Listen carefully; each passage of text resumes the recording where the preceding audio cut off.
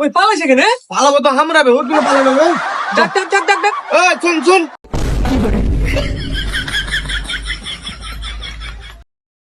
শোন, পালালি কেন তুই?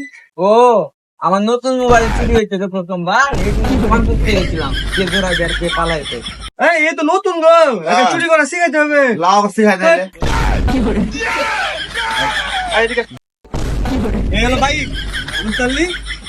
আমরা ওদিক থেকে হেঁটে আসবো, ঠিক আছে?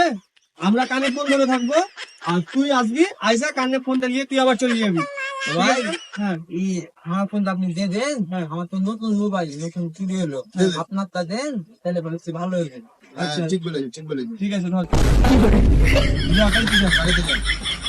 মুরব্বি, মুরব্বি।